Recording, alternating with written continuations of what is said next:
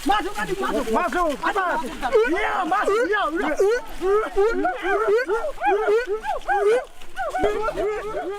Kayu besi rawa sepanjang 17 meter ini disiapkan untuk membuat salib. Melihat panjangnya, timbul pertanyaan, siapakah yang akan disalib? Siapapun itu, pasti sesuatu yang lebih besar dari mereka. Tapi Frankie Woro, Casimilus Awe, dan warga suku Auyu di Papua Selatan ini tak akan melukai siapapun. Mereka memakai salib ini sebagai tanda perlawanan.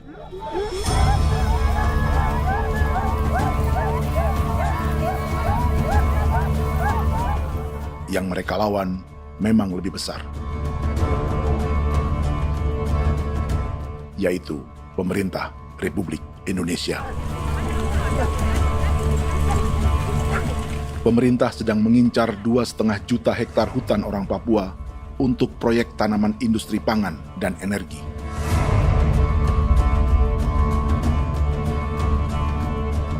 Ratusan kilometer dari salib orang-orang Auyu itu, orang Muyu sedang menyiapkan gerakannya sendiri. Tapi kali ini dalam bentuk sebuah pesta. Pesta yang disiapkan oleh marga Kimco Jinibju selama 10 tahun.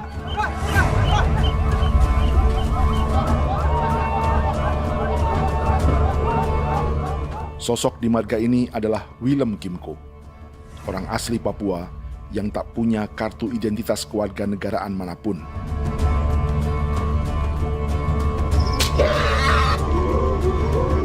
Pesta adat ini sudah cukup langka.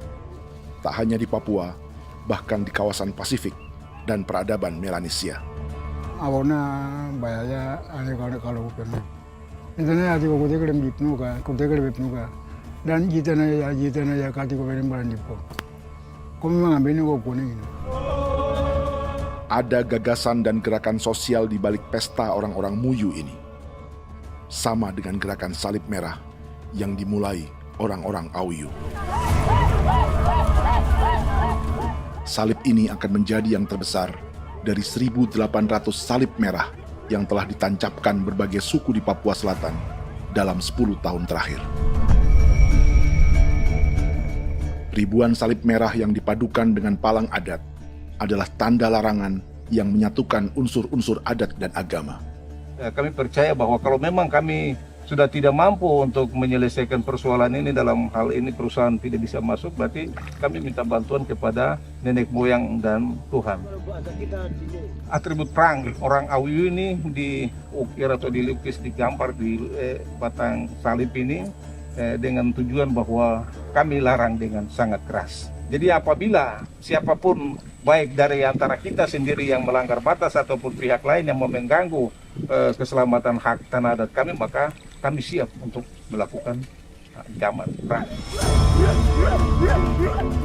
Salib-salib ini tidak ditancapkan di halaman-halaman gereja, melainkan di tanah dan hutan adat, di dusun-dusun sagu, dan di tempat-tempat yang disakralkan. Sebab 1.800 palang adat dan salib ini memang bukan semata tentang agama, tapi untuk mencegah negara dan perusahaan memasuki tanah dan hutan adat mereka. Papua bukan tanah kosong.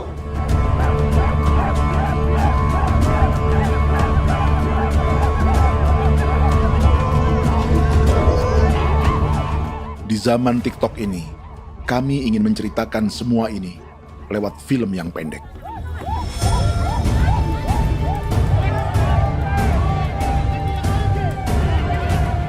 Tapi kami jelas gagal.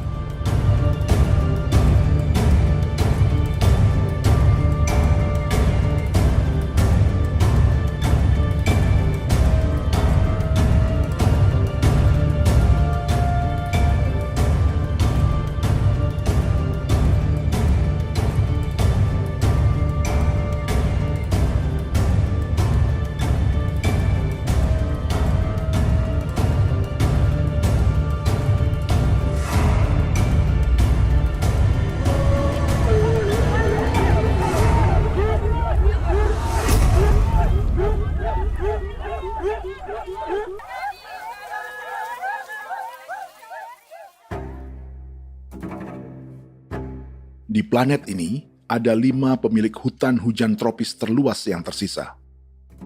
Kongo di Afrika, Brazil, Peru, Bolivia, dan Indonesia.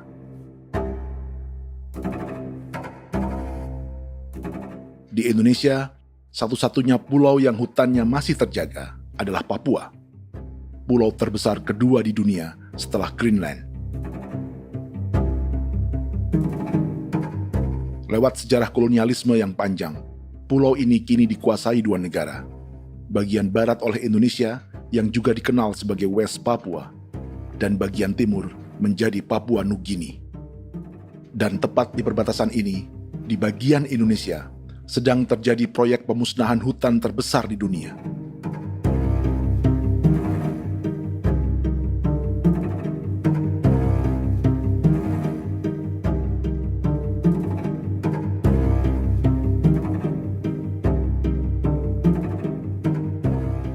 Pemerintah Indonesia sedang membuka lebih dari 2,5 juta hektar hutan untuk sawit, tebu, padi, dan peternakan.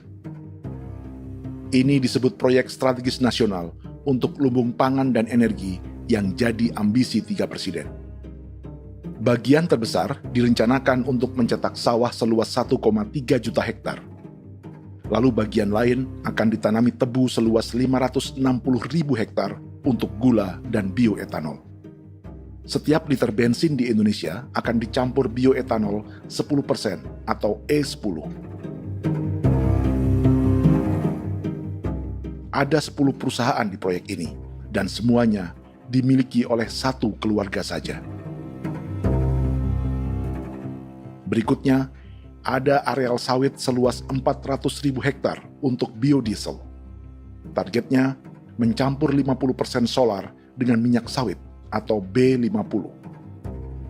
Dan terakhir, pemerintah akan membuka peternakan seluas 380.000 hektar. Jadi, apa yang salah dengan proyek pangan dan energi ini? 5 orang Papua dalam film ini akan menjawabnya.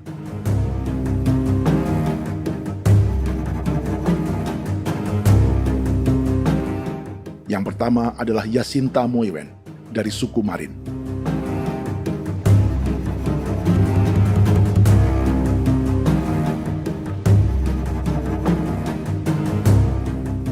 Yasinta dan warga di distrik Ilwayap di Merauke sudah menjadi korban.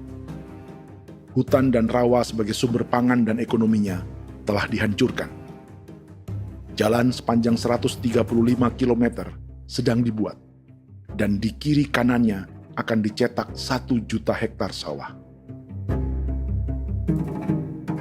Mereka sulit menolak atau melawan. Salib sudah digeser, masih datang lagi dengan senjata mereka nih. Karena proyek ini juga dijaga tentara. Macam-macam senjatanya.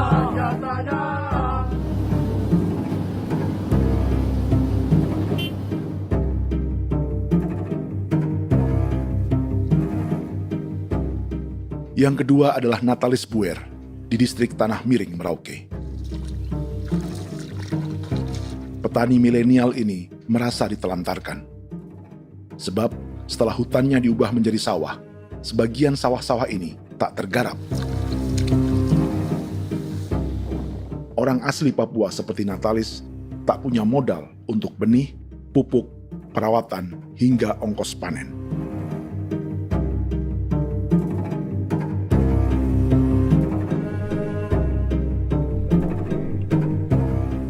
Orang ketiga adalah Vincent Kuipalo dari suku Yenan di distrik Jagebob, Merauke. Vincent dan suku Ye sedang menjadi korban. Hutan adat orang-orang Ye sedang dihancurkan untuk perkebunan tebu dan bioetanol. Tanah mereka juga diincar untuk markas-markas militer, pasukan yang akan menjaga proyek pangan dan energi ini.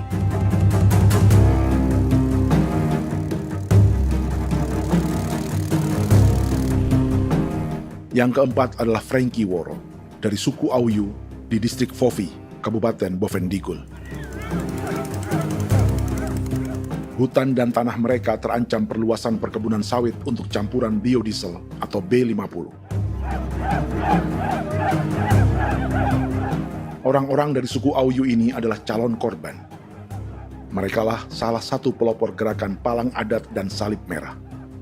Meski kadang berseberangan dengan gereja yang mereka anggap lebih mendukung pemerintah dan perusahaan. Mereka bahkan sedang merencanakan gerakan yang lebih besar, dengan salib yang lebih besar.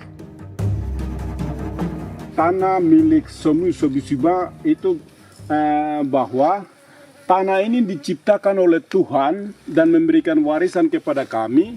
Kami ini hanya hak jaga.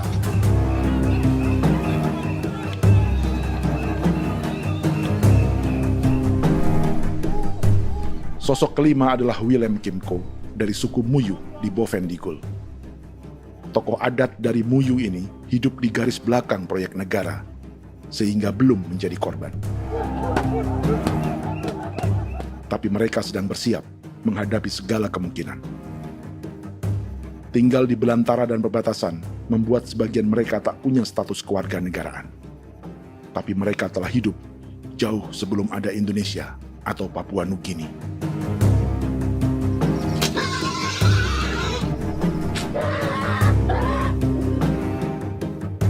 Kelimanya mewakili jutaan orang asli Papua yang sedang terancam eksistensinya.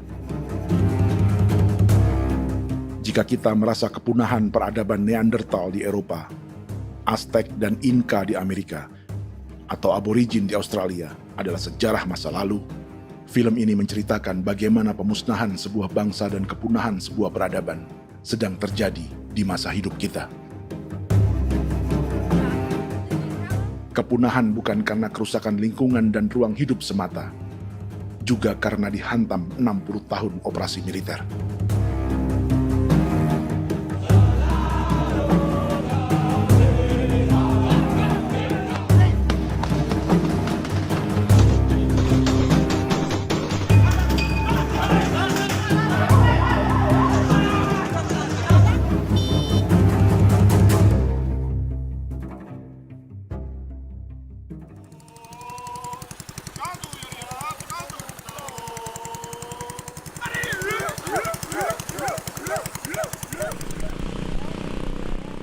Frankie Woro dan orang-orang Auyu sedang berburu.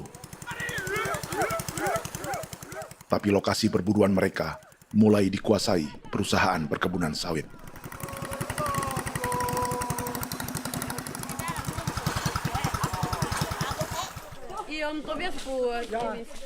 Kita akan menuju arah ke Inabusu. Di sana kami akan masuk di wilayah konsesi perusahaan PT Indo Asiana Lestari, dan di situ ya ada survei-survei mereka yang mereka pernah lakukan, tapi juga kami ada lakukan tanda-tanda saksi di sana.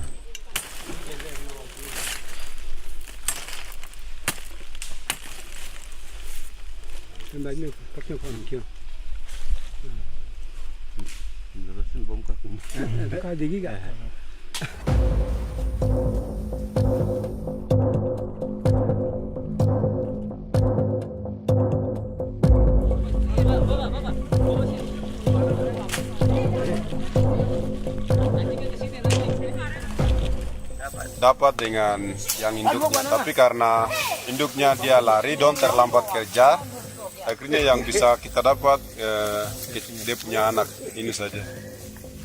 Ini kalau pakai bahan kayak hasil.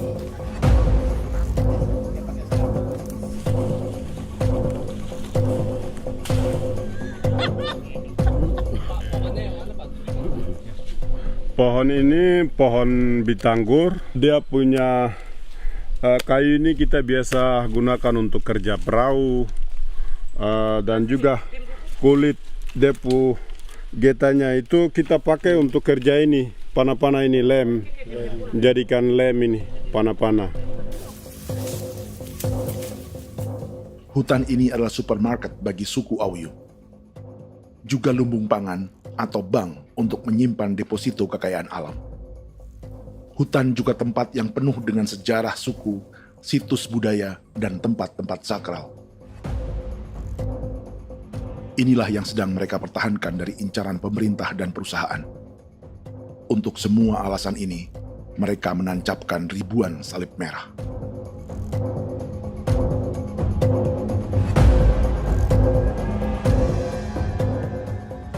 Tapi dari kampung, warga suku Auyu memberi kabar pada Frankie tentang intimidasi oleh aparat negara agar mereka melepas tanah ke perusahaan sawit dan berhenti memasang palang adat dan salib merah. Ada beberapa titik yang saya sudah siap, tetapi di sini emergensi dari saya, terutama di Kampung Sokangon, PT Damai Timber. Dia mengganggu saya dengan menggunakan kekerasan maupun pihak hukum. Dan kemarin saya ada pernyataan penolakan secara resmi, tapi masih tetap dengan menggunakan pihak hukum untuk masuk, untuk harus dituntut saya untuk harus diterima perusahaan itu. Kita di situ ada 15 marga, tetapi 15 marga juga tidak setuju. Marga-marga siapa yang terima dan marga-marga mana saja yang menolak. Nanti kita lihat dari pertimbangan itu, dan di situ dan kita undang mereka untuk bicara dengan kami. Sebagai sosok yang aktif dalam gerakan, warga Auyu terus memberi informasi lapangan kepada Frankie yang tak selalu berada di kampungnya. Izin pernyataan yang mereka paksa saya untuk tanda tangan itu, tapi sementara saya tidak tanda tangan. Data semua ada di tangan saya. Ya. Baik, kalau gitu itu lebih bagus karena tanda tangan itu yang berbahaya. Iya. Tanda tangan itu yang lebih berbahaya karena sekarang ini modern dan canggih, dan itu yang mereka biasa pakai untuk tipu muslihat. Mereka biasa pakai itu di tanda tangan itu. Betul. Dari Bambisa juga di Sofia dia masuk untuk memaksakan kami marga untuk harus menerima perusahaan itu. Tapi kemarin kami sudah menolak. Babinsa di sini nama bosku. Itu yang sekarang strategi militer yang sekarang mereka pakai. Jadi yang penting masyarakat itu yang benar-benar mau menolak siap dukung ketua marga siapa yang nanti tampil. Ini adalah peta konsesi sawit untuk biodiesel dalam proyek strategis nasional. Dan di distrik Fofi inilah, orang-orang Auyu hidup dari sungai dan hutan. Tapi Frankie di Bovendigul masih lebih beruntung. Setidaknya dibandingkan Yasinta Moyen di Merauke yang sudah kehilangan hutan dan rawanya.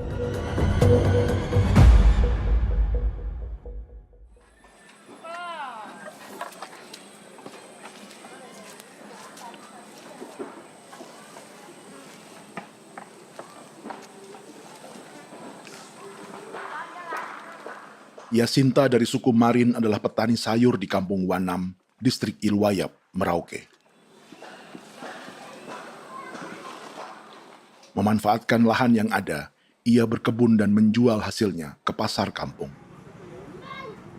Ini ekonomi warga di Wanam untuk menghasilkan uang, lalu memberi barang kebutuhan yang tak bisa mereka produksi sendiri. Tapi kehidupan sebenarnya ditopang oleh ekosistem hutan dan rawa. Inilah sumber pangan utama dan peradaban mereka.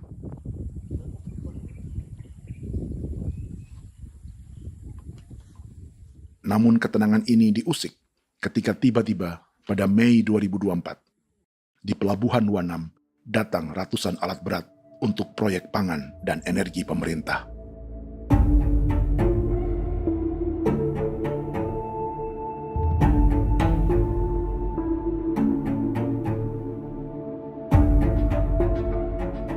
Kami masyarakat setempat kami tidak tahu. Kami kaget pagi-pagi kapal sudah ada di pelabuhan kami.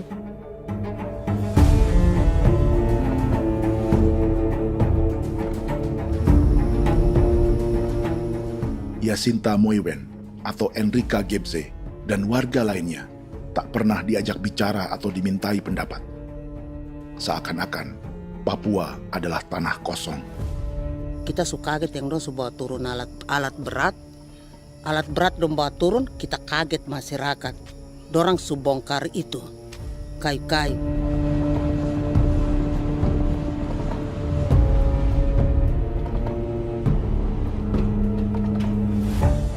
Bersamaan dengan alat-alat berat itu, juga berdatangan tentara Indonesia untuk mengawal proyek pembukaan hutan milik Jacinta.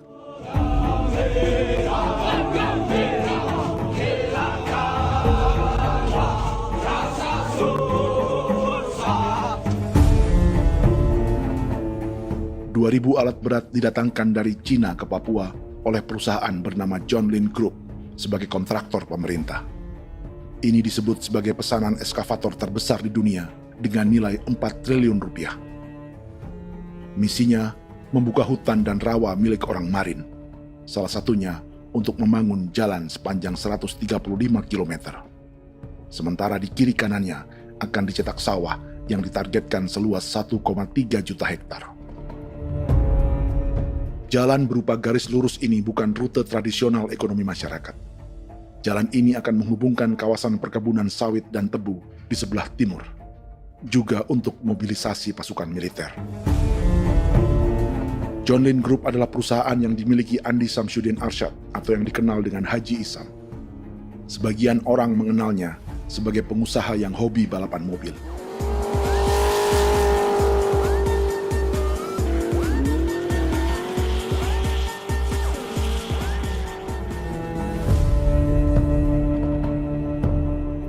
Tapi di Kalimantan, ia berbisnis batu bara, perkebunan sawit, pengolahan karet, penerbangan, perkapalan, dan biodiesel.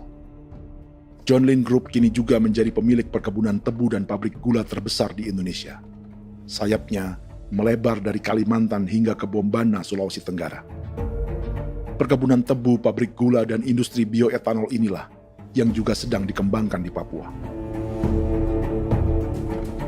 Foto ini adalah momen ketika Isam bersama kerabatnya, Menteri Pertanian Amran Sulaiman dan Menteri Pertahanan Syafri Samsudin meluncurkan program biodiesel atau B50 di Kalimantan Selatan. B50 artinya setiap 1 liter solar, 50%-nya akan dicampur minyak sawit. Perusahaannya, PT John Lin Agroraya, menjadi salah satu pemainnya.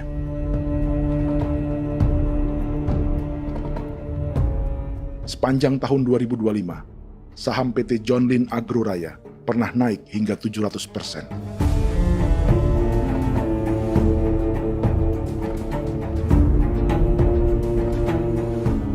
Perusahaan sawitnya yang lain, PT Pradiksi Gunatama, sahamnya bahkan pernah naik 4.000% hanya dalam 1 tahun. Dari harga saham ini saja, nilai kekayaan keluarga Isam diperkirakan mencapai 100 triliun rupiah lebih, menjadikannya salah satu keluarga terkaya di Indonesia dan salah satu pemain penting industri bioenergi. Dan di Papua Selatan inilah sebagian sawit-sawit untuk mendukung program B50 akan ditanam. Inilah tanah orang-orang Wambon, Muyu, Marin, Yei, atau Auyu seperti Frankie Ward.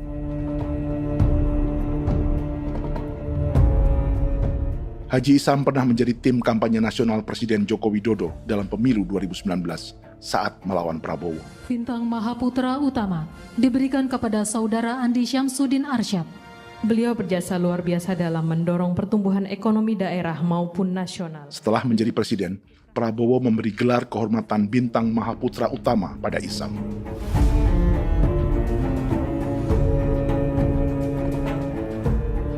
Sejumlah menteri Prabowo, juga kerabat dan orang-orang yang pernah bekerja di perusahaan Isam.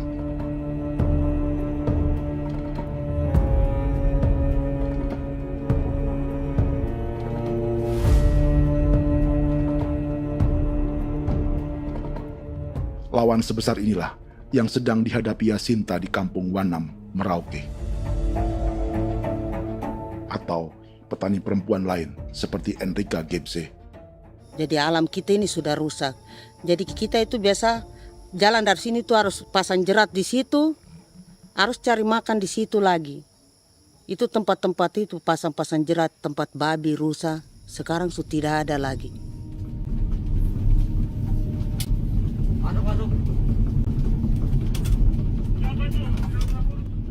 Rekaman ini memberi gambaran bagaimana Kasuari kehilangan rumah di bekas hutan dan rawa yang telah dibabat.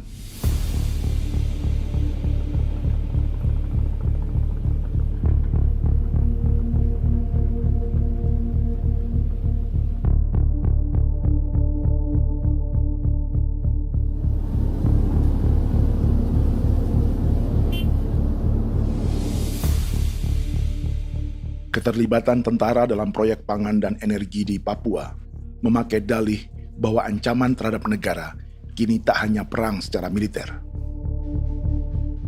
tapi juga melalui pangan dan energi.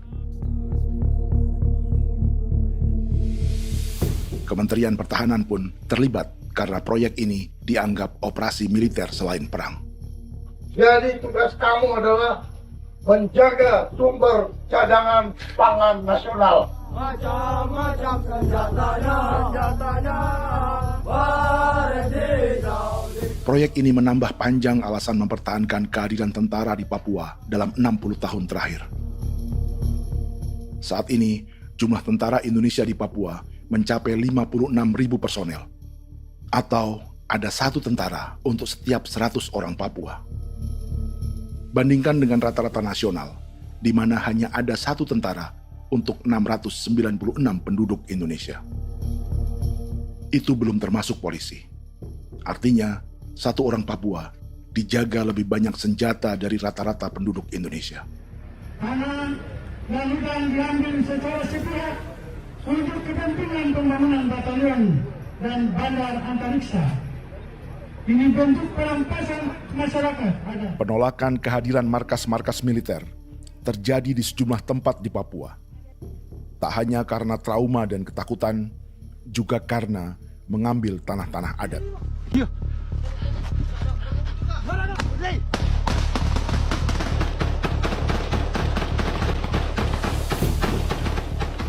Salah satu alasan mengapa militer terus ditambah di Papua, karena masih ada perlawanan dari Organisasi Papua Merdeka atau OPM selama 50 tahun terakhir. Ayo.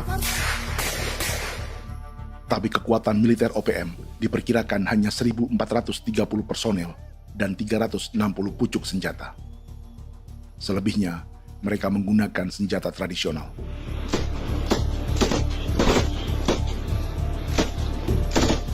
Dengan demikian, kekuatan tentara dan polisi di Papua 58 kali lebih besar dari gerilyawan Organisasi Papua Merdeka.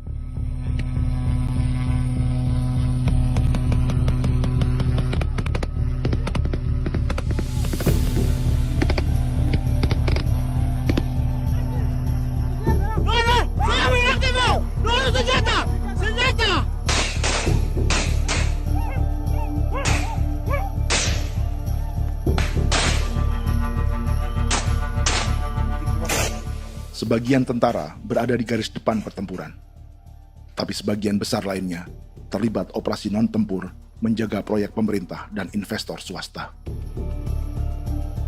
Seperti Batalion Infanteri Teritorial Pembangunan di distrik Jagebob, Merauke ini.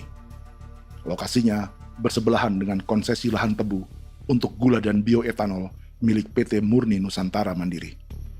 Baik perusahaan maupun markas militer, keduanya mengambil hutan milik suku Ye dari marga Kuipalo. Tapi orang datang tanam ini saja di sini, tanam papan nama ini. Victor Kuipalo menunjukkan apa yang terjadi. Jadi kita juga kaget ini. Nah, kalau ini papan nama ini memang ini papan nama ditanam tapi bukan haknya mereka yang ini. Ini hak kami di sini, hak dusun kami, marga Kuipalo yang punya hak dusun ini. Setelah memasang patok, alat berat mulai bekerja untuk membangun markas militer di tanah orang Ye.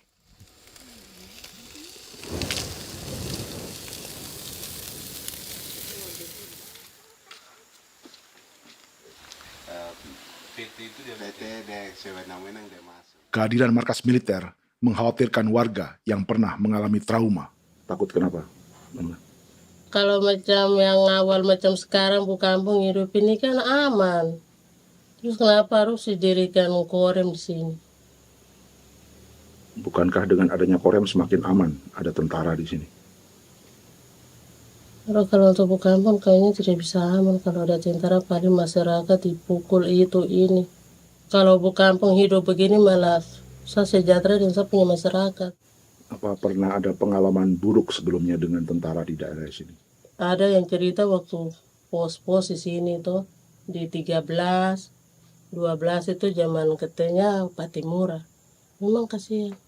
Malah kita punya orang ini yang dianiaya betul, dipukul.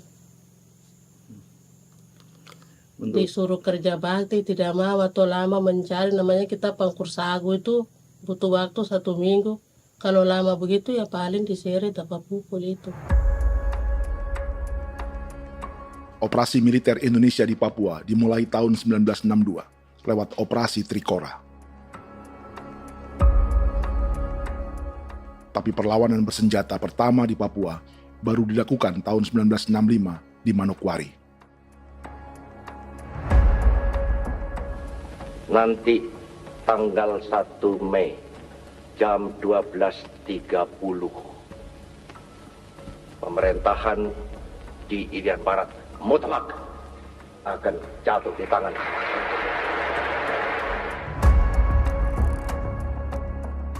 Sejak itu, selama 60 tahun, operasi militer untuk menaklukkan Papua terus dilakukan.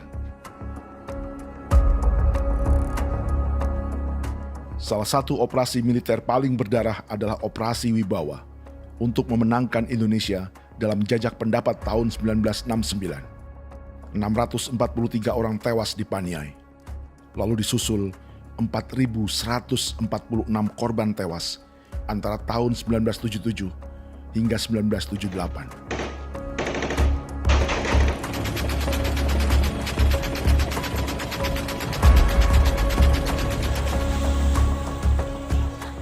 Operasi militer ini menimbulkan gelombang pengungsian hingga kini.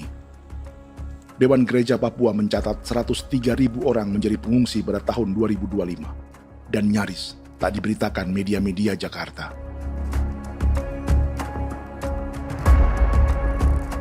Jumlah pengungsi terbesar tercatat di Nduga yang mencapai 20.000 jiwa.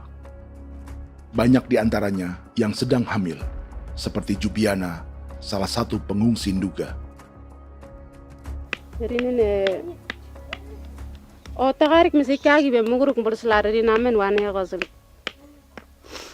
bigari me egirik menene an nimbo mesle bok selar nene wam dak yak lek prak de oi gore bangal no so ndak lo yo nandam yanet ndang no yat de nanen di ko nerwa membri wal marwa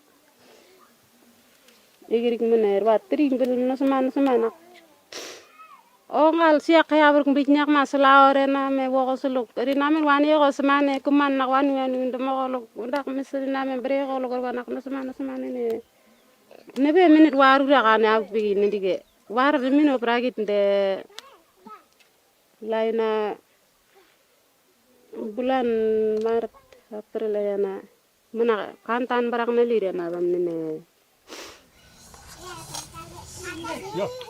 Jubiana lalu menamai anaknya Pengungsi Kogoya. Selain Jubiana, juga ada Emma dari Maibrat yang melahirkan di hutan. Sampai di kampung gini, katanya bilang ada tentara yang bangun jembatan.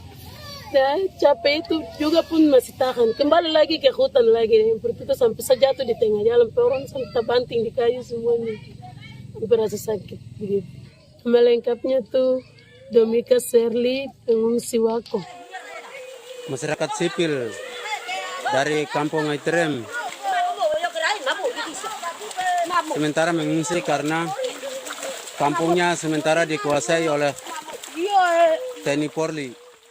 Seratusan ribu pengungsi di Papua saat ini jauh melampaui jumlah yang mengungsi ke Papua Nugini tahun 1984, yaitu 10.000 orang karena menghindari operasi militer.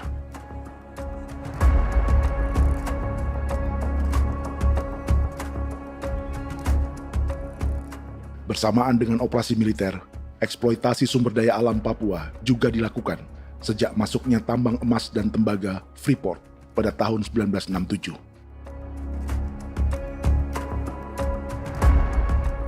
Disusul perkebunan sawit awal tahun 1980-an. Lalu ada perburuan buaya untuk diambil kulitnya.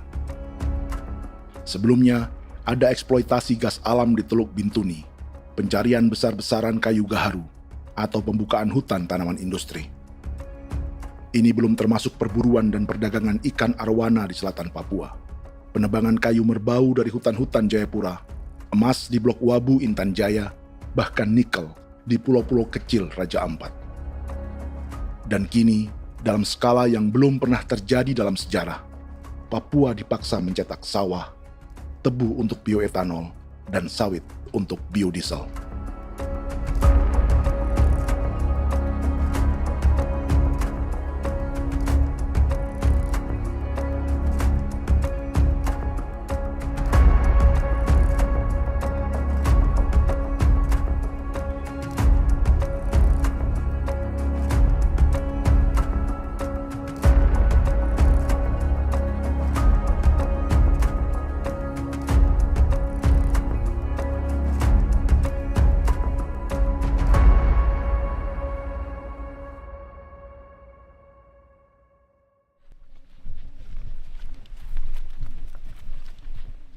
Inilah yang sedang menimpa keluarga Vincent dan Victor Kuipalo di Merauke.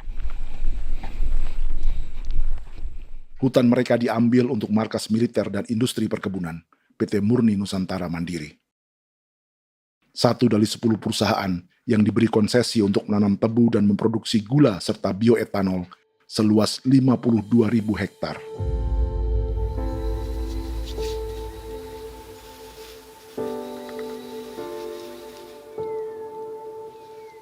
Perusahaan ini dianggap mengambil hutan dan tanah orang-orang Ye, terutama marga Kuipalo, yang memiliki hak adat terhadap 2.300 hektar hutan.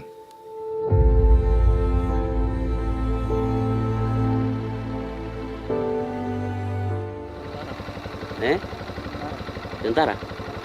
Tentara. Oh iya, tentara.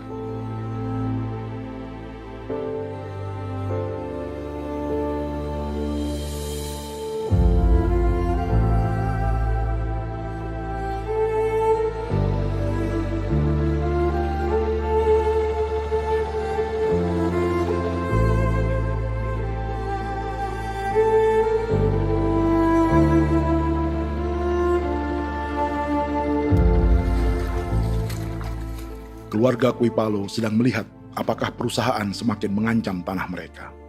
Dan kekhawatiran itu terbukti. Iya, makanya tadi saya bilang ini dari sini saja dekat ini sudah masuk di dalam ujung lapang ini. Ini hutan, yang ini hutan yang orang ada bongkar sekarang ini. Ini sudah punya alat sudah dekat ini. Dekat sekali ini. Ini di sini. Nacau, kelapa itu yang jalan lama, jalan setapak ini. Dari udara, terlihat alat-alat berat semakin mendekati tanah orang-orang Ye, marga Kuipalo.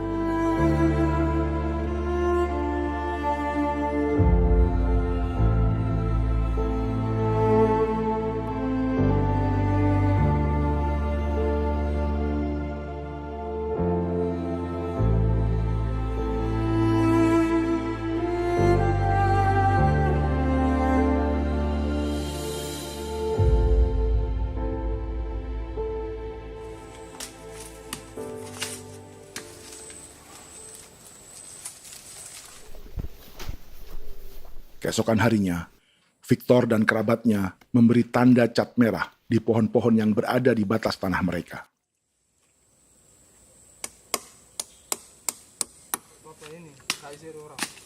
Tapi tanda peringatan adat ini tak diindahkan perusahaan.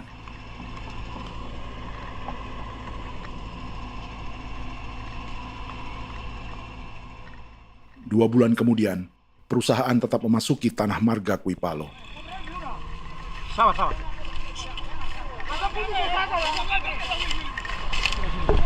manusia, kau lihat. Tapi tidak sudah sakit hati sekali saya katakan tadi.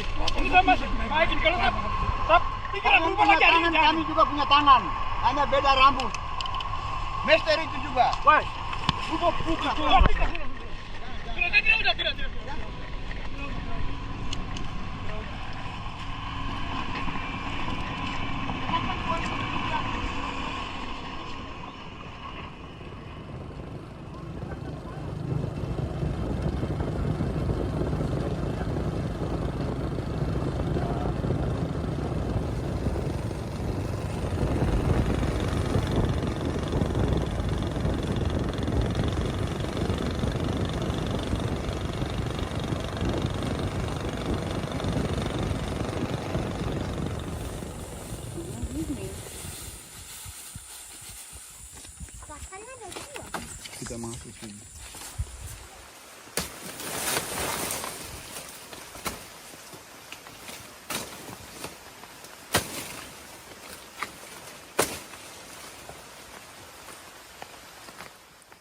Jadi ya untuk itu seperti saya katakan tadi, apakah lebih baik kita tidak usah ada kah atau bagaimana, kita pisahkan,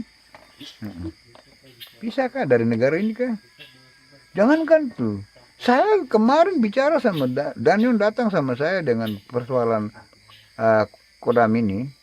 Saya bilang, Pak Daniel, kalau lebih baik saya ngungsi ke Papua Nugini. Dia bilang, aduh Bapak jangan begitu. Ya memang, kalau tidak bisa menghargai kami, lebih baik pilihan yang itu yang saya memilih. Lebih baik saya pindah dari sini. Saya mengungsi ke Papua Nugini, di negara tetangga. Masih di laut. Apa? Oh, ini. Saya bilang sama Kapolsek, Pak, Agustus ini, 17 Agustus saya tidak kasih naik bendera merah putih. Saya bendera ada, nanti saya taruh di meja. Bendera saya ada. Karena saya punya pikiran percuma kita ini merasa bahwa kita hidup di bawah naungan merah putih. Ternyata merah putih tidak lindungi kami. Tidak anggap kami sebagai kami rakyatnya. Dia lambang negara. Dan kami menghargai lambang negara itu. Ternyata lambang negara ini, kita bernaung di bawah lambang negara ini, kita tidak dilindungi. Hak kita tidak dihargai.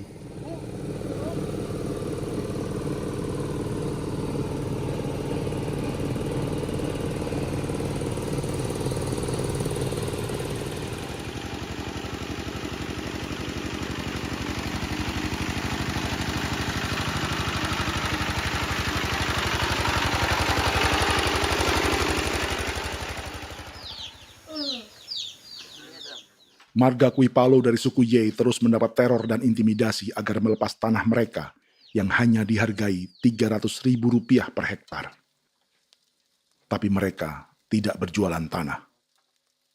Makanya mama itu tidak suka untuk lepas tanah. Untuk apa? Baru di dalam hutan itu ada obat-obat tradisi. Itu sudah Kalau macam ada sayur juga, kita ambil sayur yang dia tumbuh sendiri. Jadi kita ini mau kemana, kalau itu sudah digusur, ya habis. Kita ini jadi penonton.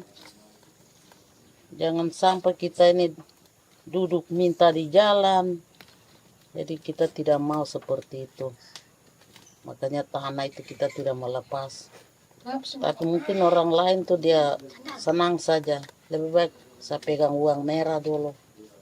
Saya bisa beli-beli itu ini. Nanti datang uang sudah habis, gembel, mau cari kemana lagi, hutan sudah habis, mau makan ikan di mana, kali sudah hancur. Seperti Yasinta di Wanam, suara dan gerakan kaum perempuan Papua sangat nyaring dan tak bisa diabaikan. Saya sebagai perempuan tolak untuk perusahaan masuk di sini. Karena kalau saya terima anak-anak saya mau dikemanakan, mau tinggal di mana. Apapun yang terjadi saya tetap tolak. Demi tanah ini saya akan berjuang, demi saya punya anak-anak. Yang katanya mengutamakan anak Papua, nyatanya yang kerja kebanyakan ya orang-orang Jawa. Dan sendiri orang Jawa, tapi bukan mau bicara yang tidak-tidak. Memang kenyataannya seperti orang-orang Papua itu diterbelakangkan, kurang diutamakan, gitu.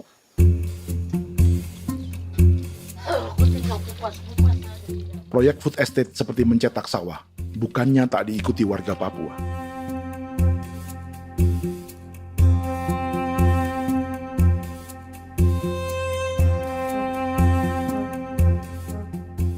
Salah satunya Natalis Buer di distrik Tanah Miring, Merauke.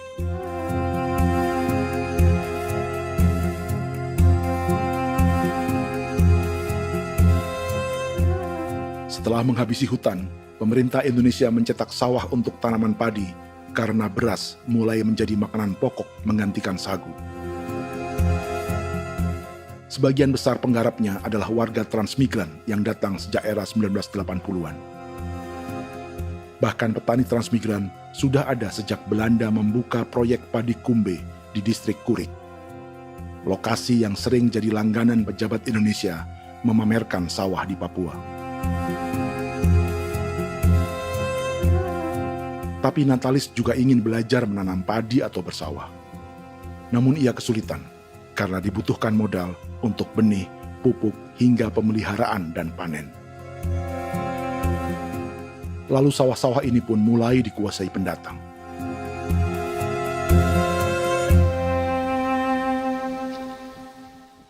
Tapi sejauh ini di kampung kami ini yang saya lihat memang ada kelompok kami punya di sini yang sudah tergabung dalam Gapoktan, kemudian masuk dalam optimalisasi lahan.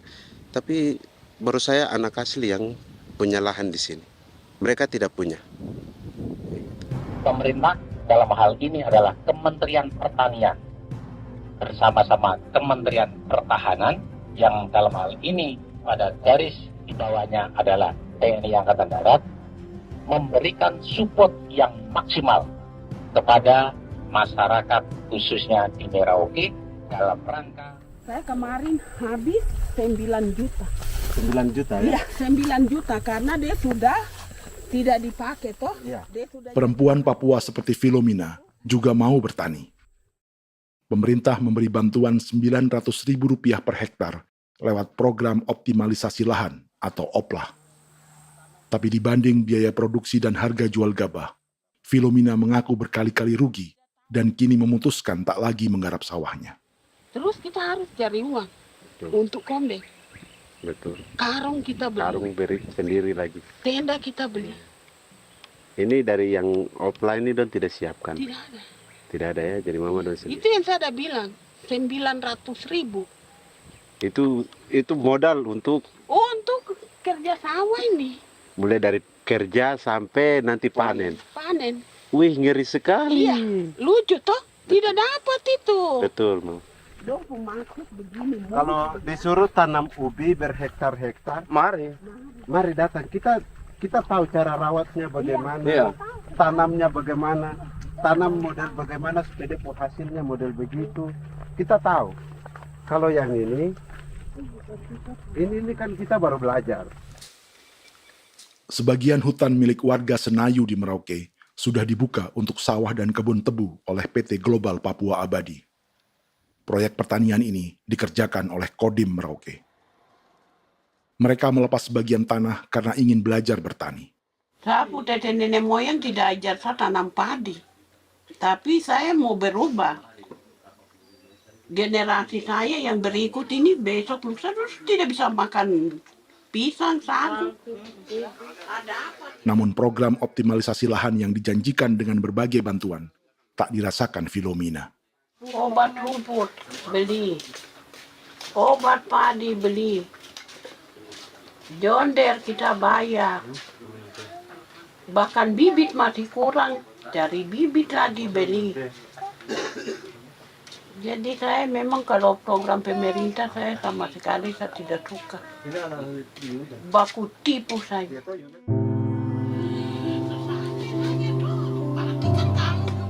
Mereka merasa ditinggalkan sendiri, jatuh bangun belajar bertani padi. Sementara sumber pangan dan air yang semula mudah didapat, kini telah berganti sawah dan kebun tebu. Dulu kita masih bisa jalan, nanti masak di kali, pakai air kali. Minum pakai air kali. Sekarang, kok mau masak? Tidak ada air. Air sudah susu, mau minum tidak bisa. Sudah dengan obat. Drone semprot tebu itu saja drone. Drone yang semprot. Saya lihat di itu.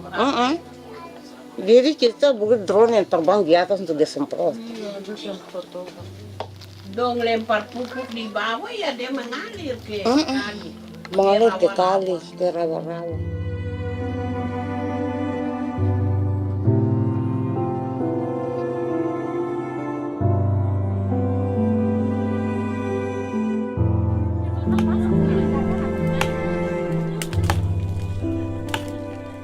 Seperti pertanian sawah bagi orang Bali atau Toraja, bagi orang Auyu dan suku-suku lainnya di Papua Selatan, sagu juga bukan semata tentang pangan.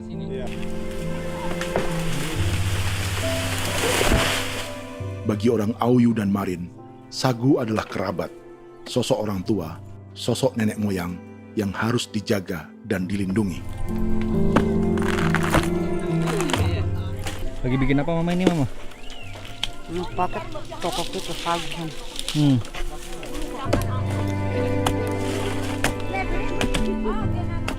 Kami diingatkan oleh leluhur, sagu itu tidak boleh digusur dan tidak boleh diganggu dengan cara apapun, dan di dalam rangka kepentingan apapun tidak boleh. Kamu harus bela, bahkan sampai nyawa pun harus menjadi taruhan demi membela keselamatan keberadaan sagu di atas tanah ini.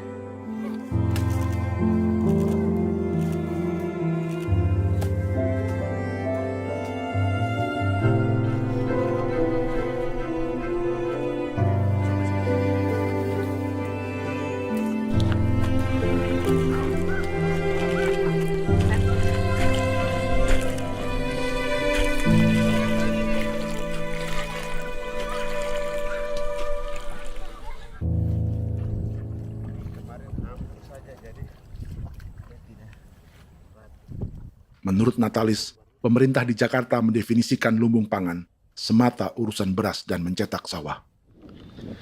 Sebenarnya orang Papua itu bukan tidak bisa bertani. Kami tanam ubi itu bagian dari pertanian.